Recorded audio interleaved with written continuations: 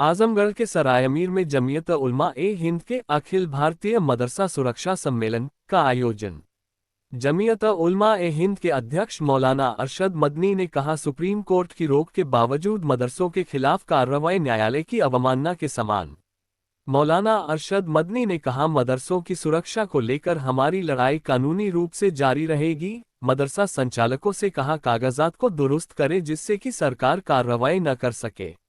आजमगढ़ अध्यक्ष जमीयत उलमा ए हिंद मौलाना अरशद मदनी की याचिका पर 21 अक्टूबर 2024 को पूर्व चीफ जस्टिस डी.वाई. चंद्रचूड़ के नेतृत्व में 3 सदस्यीय बेंच ने इस्लामी मदरसों के खिलाफ किसी भी कार्रवाई और उन सभी नोटिसों पर रोक लगा दी थी जो विभिन्न राज्यों विशेषकर उत्तर प्रदेश सरकार द्वारा मदरसों को जारी किए गए थे, और उसमें कहा गया था कि अदालत द्वारा नोटिस जारी किए जाने के समय तक इस संबंध में अगर कोई नोटिस या आदेश केंद्र या राज्य सरकार की ओर से जारी होता है तो उस पर भी विधिवत रोक जारी रहेगी। सुप्रीम कोर्ट की इस रोक के बावजूद उत्तर प्रदेश के उन सभी मुस्लिम बहुल जिलों में जिनकी सीमाएं नेपाल से मिलती हैं, मदरसों ही नहीं दरगाहों, ईदगाहों और कब्रिस्तानों के खिलाफ एक तरफा कार्रवाई धड़ल्ले से न केवल जारी है बल्कि अब तक सैकड़ों मदरसों को असंवैधानिक घोषित करके सील किया जा चुका है, और सूत्रों के अनुसार कई मदरसों को ध्वस्त भी किया जा रहा है। दुख की बात तो यह है कि वैध दस्तावेज होने के बावजूद यह अभियान जारी है, जिसको लेकर मुसलमानों में गंभीर चिंता और भय की लहर फैल गई है।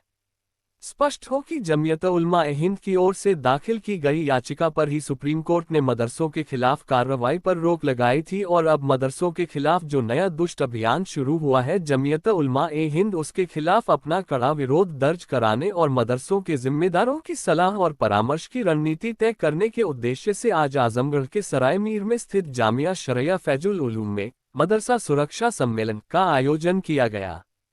अहम बात यह है कि इस सम्मेलन में सभी मसलक के मदरसों के जिम्मेदारों और ओहदेदारों को शिरकत की। सम्मेलन के आयोजन और प्रबंधन की पूरी जिम्मेदारी जमीयत उलमा उत्तर प्रदेश के अध्यक्ष मौलाना अशहद रशीदी को सौंपी गई थी। जमीयत उलमा ए हिंद के अध्यक्ष मौलाना अरशद मदनी इस सम्मेलन में मुख्य अतिथि के रूप में शिरकत की। मौलाना अरशद मदनी ने कहा कि अफसोस कि पिछले कुछ वर्षों के दौरान जिस अंदाज की राजनीति देश में हुई है, इससे मुसलमानों को कोई लाभ नहीं हुआ, उल्टे मुसलमानों के साथ उनकी शिक्षण संस्थानों अर्थात मदरसों को भी निशाने पर ले लिया गया, ताकि न केवल ये कि मुसलमानों को राजनीतिक रूप से कमजोर कर दिया जाए बल्कि उन्हें धार्मिक शिक्षा से भी संभव तरीके से वंचित रखा जाए। अथवा इस अभियान के पीछे राजनीति भी है। यह अभियान न केवल सुप्रीम कोर्ट के आदेश का खुला उल्लंघन है बल्कि इसके द्वारा संविधान की उन धाराओं को भी पैरों तले रौंदने का प्रयास हो रहा है जिसमें अल्पसंख्यकों को अपने शिक्षण संस्थान स्थापित करने और उन्हें चलाने की पूरी आज़ादी दी गई है। संविधान की धारा 30(1) के अंतर्गत सभी अल्पसंख्यक शिक्षण संस्थाओं को जहां सुरक्षा प्रदान की गई है, वहीं धारा 25 के अंतर्गत अंतरात्मा की स्वतंत्रता और 26 के अंतर्गत अल्पसंख्यकों को अपने धार्मिक शिक्षण संस्थाओं के प्रबंधन की पूरी आज़ादी दी गई है। सुप्रीम कोर्ट भी लगातार यह टिप्पणी करती रही है कि इन धाराओं के अंतर्गत अल्पसंख्यकों को जो अधिकार दिए गए हैं उसमें किसी प्रकार का हस्तक्षेप नहीं किया जा सकता। 2014 में सुप्रीम कोर्ट की 5 सदस्यीय बेंच ने यह फैसला दिया था कि शिक्षा का अधिकार कानून 2009 इन शिक्षण संस्थाओं पर लागू नहीं होगा जो अल्पसंख्यकों द्वारा चलाए जा रहे हैं, और साथ ही उसकी धारा 1(5) का कोई खंड भी मदरसों, पाठशाला, गुरुकुल और इसी प्रकार की अन्य शिक्षण संस्थाओं पर लागू नहीं होगा। वास्तव में यह अभियान मुसलमानों की धार्मिक आज़ादी पर एक गंभीर हमला है। जमीयत उलमा ए हिंद उसके खिलाफ कानूनी संघर्ष कर रही है और मदरसा सुरक्षा सम्मेलन का आयोजन करके मदरसों के सभी जिम्मेदारों की सर्वसम्मति से मदरसों की सुरक्षा के लिए एक व्यापक और प्रभावी रणनीति भी तैयार करने का प्रयास किया जाएगा। ये समय मसलकी मतभेद में उलझने का नहीं बल्कि हमें अपनी पंक्तियों में एकता पैदा करने का है, क्योंकि मदरसों के खिलाफ जो अभियान शुरू हुआ है उसमें सभी मसलक के मदरसे शामिल हैं। जमीयत उलमा ए हिंद का मानना है कि पहले उत्तराखंड और अब उत्तर प्रदेश में असंवैधानिक घोषित करके मदरसों को बंद करने का जो अभियान शुरू किया गया है ये बहुत घातक है। अभी यह नेपाल के सीमावर्ती जिलों में ही शुरू हुआ है, लेकिन कल को न केवल इसका दायरा बढ़ सकता है बल्कि नए मदरसों की स्थापना में भी कठिनाइयां पैदा की जा सकती हैं। हालांकि यह बात इतिहास की पुस्तकों में दर्ज है कि अंग्रेजों की गुलामी से देश को आज़ाद कराने का संघर्ष उलमा ने ही शुरू किया था। यह उलमा मदरसों की ही पैदावार थे। यही नहीं, दारुल उलूम देवबंद की स्थापना ही इसलिए की गई थी ताकि अंग्रेजों के खिलाफ संघर्ष करने और देश को आज़ाद कराने के लिए कार्यकर्ता पैदा किए जाएं। जो लोग मदरसों के खिलाफ ये सब कर रहे हैं वो लोग मदरसों की भूमिका से अनभिज्ञ हैं। जमीयत उलमा ए हिंद का संबंध मदरसों से है। हमारे सारे बड़े यहीं से पढ़कर बाहर निकले। वास्तव में जमीयत उलमा ए हिंद मदरसों की आवाज़ और उनकी विचारधारा है।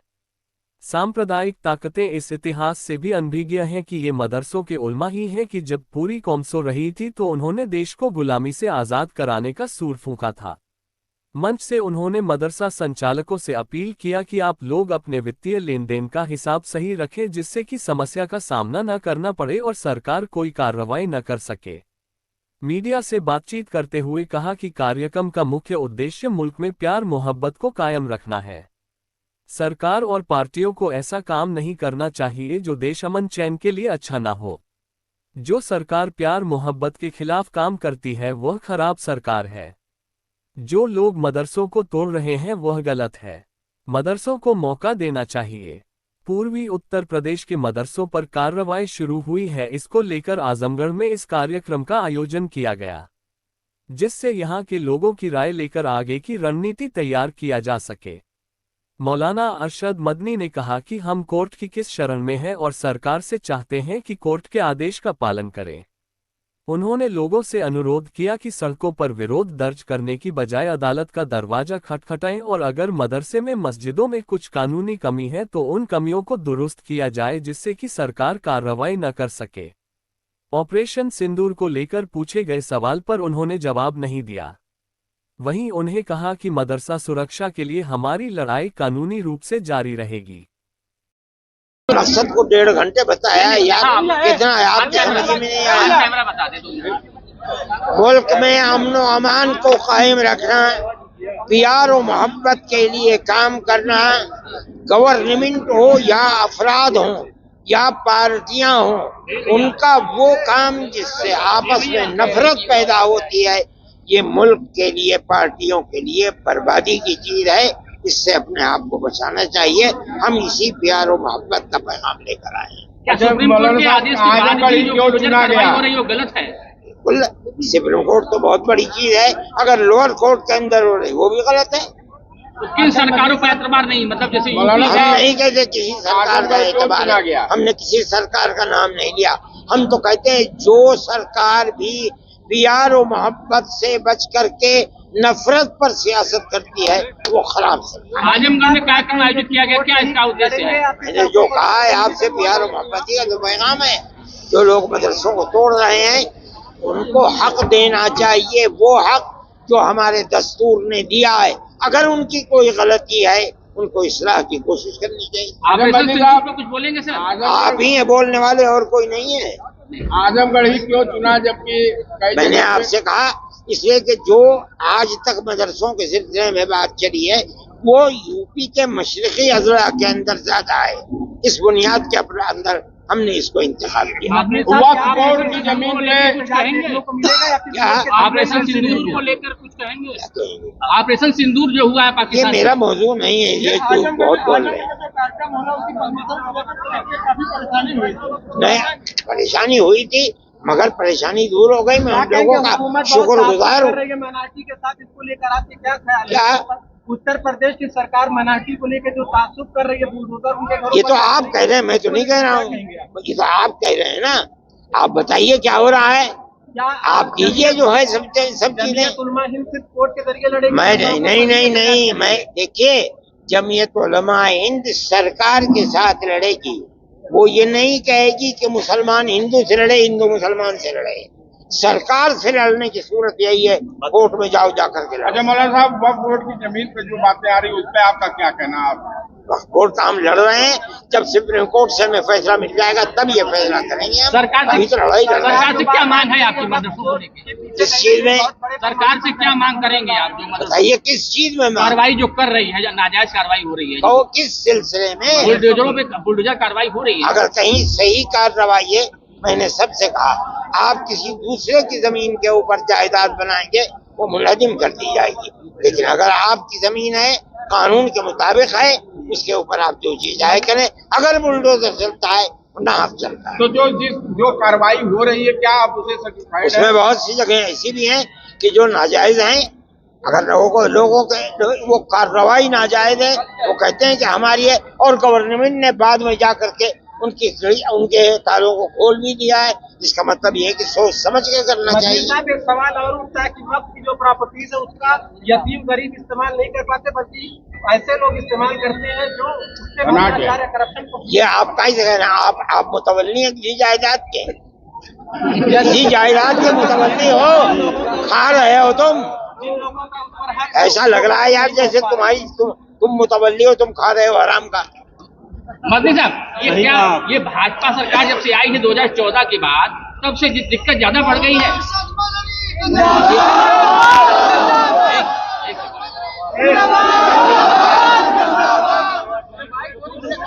मैं ये बात नहीं कह रहा हूँ, मैं आज की बात कर रहा हूँ। आज अगर कांग्रेस गवर्नमेंट है और उस सूबे में ये हो रहा है, गलत हो रहा है। भाजपा गवर्नमेंट है, ये हो रहा है गलत। समाजवादी का मैं कहता हूँ ये हो रहा है। गवर्नमेंट का काम ये है कि रहने वालों को कानूनी दस्तूरी हक दिया जाए। आप अगर मेरी मस्जिद को कोई भी हो तोड़ रहा है और मस्जिद अपनी जगह पर बनी हुई है, कागजात हैं, आपको हक नहीं है कि आप उसे तोड़।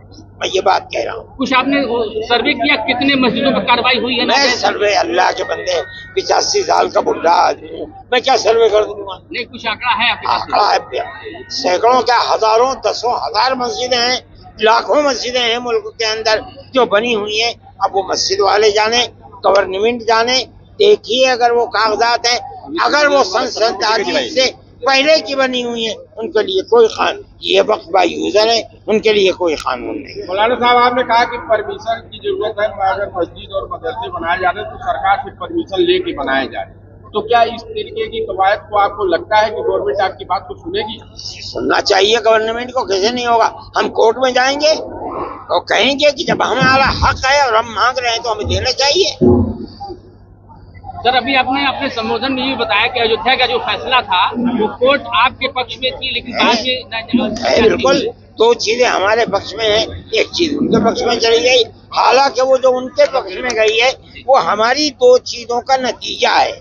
जब जमीन हमारी है, उनके पास कैसे चली जाएगी? इस खबर के प्रायोजक है गोल्डन बेकर्स एंड डेयरी, जिनका पता है main market Atraulia, Azamgarh. Note हमारे यहाँ ice cream, birthday cake, pastry, patties, नमकीन, बिस्कुट, दूध, दही, घी आदि सभी सामान उपलब्ध हैं तथा ऑर्डर देने पर मटर पनीर भी मिलता है।